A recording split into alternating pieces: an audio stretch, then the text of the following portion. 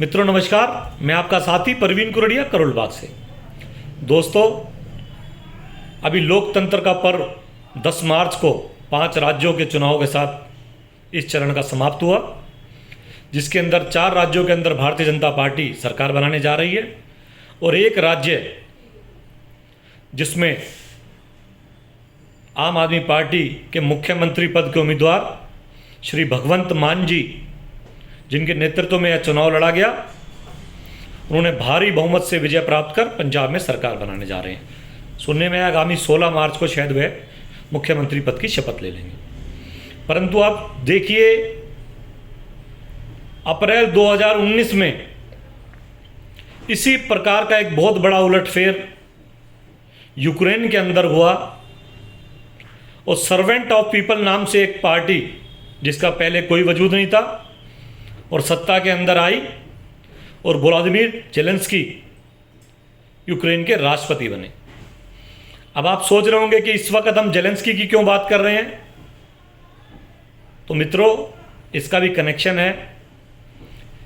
जिस प्रकार श्री भगवंत मान जी एक स्टैंड अप कॉमेडियन थे, उसी प्रकार जेलेंस्की भी यूक्रेन के अंदर एक स्टैंड अप कॉमेडियन थे। अब जब हमने पंजाब के लोगों ने एक हास्य कलाकार को चुनी लिया है, तो हास्य कलाकार की नीति का एक उदाहरण यूक्रेन भी है। वो यूक्रेन जो नाटो देशों के भरोसे अपने पड़ोसी रशिया से उलझ गया।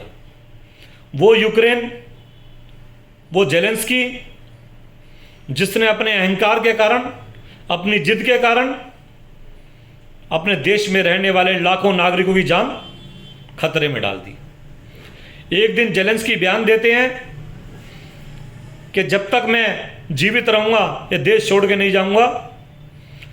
दूसरे दिन यूरोपियन यूनियन में बयान देते हैं कि आप मुझे आखिरी बार सुन रहे हो। फिर तीसरे दिन बयान देते हैं कि हम रशिया से संधि करना चाहते हैं, बातचीत करना चाहते हैं। आप देखिए एक हास्य कलाकार का स्तर कि वह खुद तय नहीं कर पा रहे कि मेरे देश के लिए क्या बेहतर है। तो इस वीडियो को बनाने का जो संदेश था, पंजाब के लोगों, आपने चुन तो लिया हास्य कलाकार, पर कड़ी नज़र रखिएगा, क्योंकि हास्य कलाकार हंसा तो सकता है,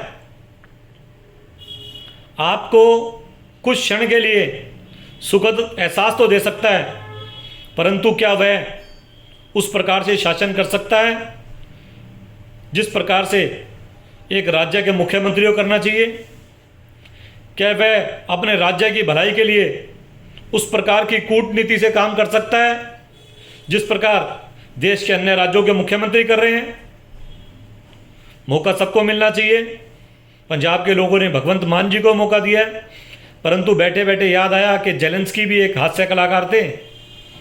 तो ये बात आपसे शेयर की जाए कि पंजाब के लोग यूक्रेन के नागरिकों की तरह आगामी भविष्य में फेल ना हो। 3 ही साल हुए जेलेंस्की को प्रधानमंत्री बने, अप्रैल 2019। तो अगर हम अपनी चर्चा को 3 वर्ष तक देखते हैं, 3 वर्ष बाद इस राज्य का क्या परिणाम होगा, किस ओर यह राज्य जाएगा, विकास की ओर या विनाश की ओर। क्योंकि 3.5 लाख करोड़ के कर्जे में डूबा हुआ राज्य, जिसके अंदर फ्री की घोषणाएं देख कर केजरीवाल जी ने लोगों को झूठे सपने दिखाकर महिलाओं को पैसे दे देंगे, टीचरों को तनख्वाहें दे देंगे, दिल्ली में मिल नहीं रहा है, पंजाब के लोगों को बरगला दिया। देखते हैं क्या परिणति होती है पंजाब की। धन्यवाद। जय हिंद, जय भारत, जय भीम।